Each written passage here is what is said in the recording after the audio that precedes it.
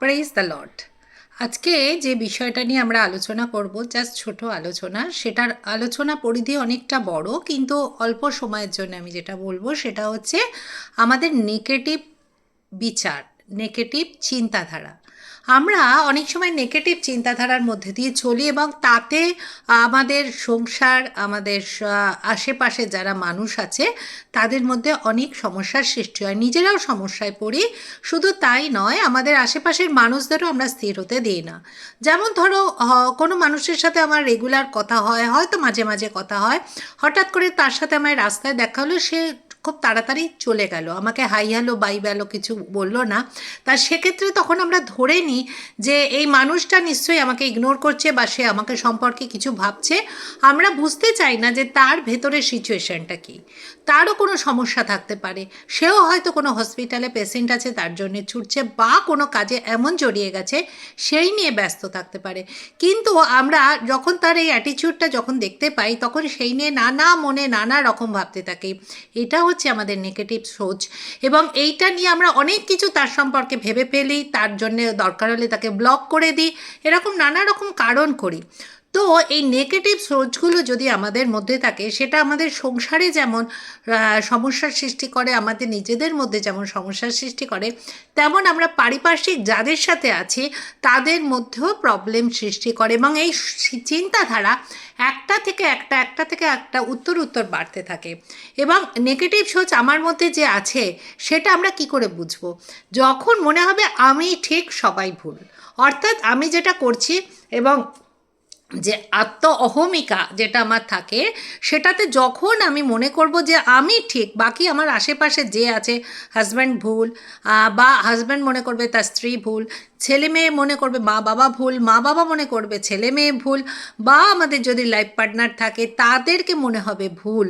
যখন আমাদের মধ্যে নেগেটিভ কিছু কোনো কিছু থেকে আমরা রিপারকেশন আসে, সব কাজে তো আমরা সাকসেস হই না, তো সেই সব কাজ থেকে আমাদের মনে একটা রিপারকেশন আসে যে হয়তো এর জন্য এই জিনিসটা হচ্ছে, হয়তো এই সম্পর্কটা নেগেটিভ। তো নেগেটিভ যদি চিন্তাধারা আমাদের মধ্যে থাকে, আমাদের সম্পর্কগুলো কিন্তু আস্তে আস্তে আস্তে আস্তে ঠুনকো হতে থাকে। যে সম্পর্ককে নিয়ে আমরা সংসারে থাকি সেগুলো ঠুনকো হতে থাকে। তো নেগেটিভ সোচ এই জিনিসটার সৃষ্টি করে। আর একটা নেগেটিভ সোচ, আমাদের নেগেটিভ চিন্তাধারা আমাদের কি হয়, আমাদের আত্ম অহমিকা বাড়ায়। অর্থাৎ আমরা কি করি, তখন মনে হয় আমার আমার এই সমস্ত কারণের জন্য আমরা দোষ লাগাতে থাকি। দোষ লাগাই মানে আমরা আমাদের যদি সন্তানরা মা বাবার উপর দোষ দেয়, মা বাবারা তার সন্তানের উপর দোষ দেয়, স্বামী তার স্ত্রীকে দোষ দেয়, স্ত্রী তার স্বামীকে দোষ দেয়। অর্থাৎ এই দোষ লাগানো মানুষের, আমার এই কারণের জন্যে আমি নয়, এই সৃষ্টি করেছে তার জন্যে দায়ী।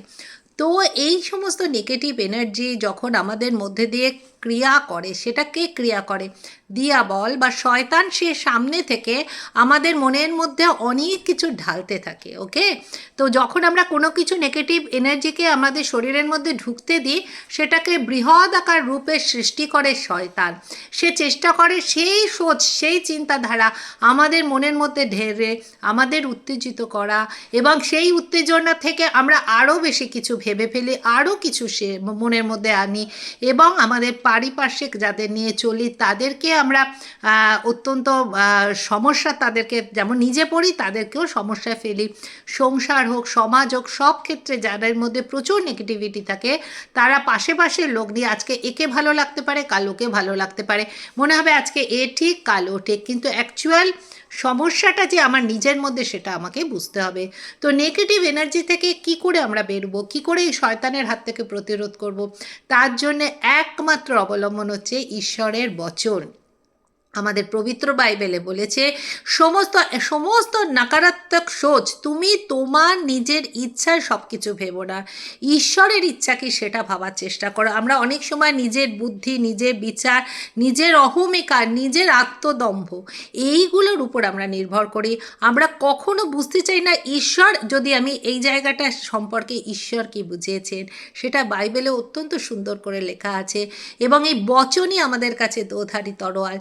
সেটা নিয়ে আমরা যদি নিজেরা রেকটিফাই করতে পারি আমাদের নেগেটিভ সোচ কোথা থেকে আসছে, তাহলেই আমরা সেই জায়গা থেকে পরিত্রাণ পাবো। শুধু আমরা নয়, আমাদের ফ্যামিলি পরিত্রাণ পাবে, আমাদের সমাজ পরিত্রাণ পাবে। আমেন।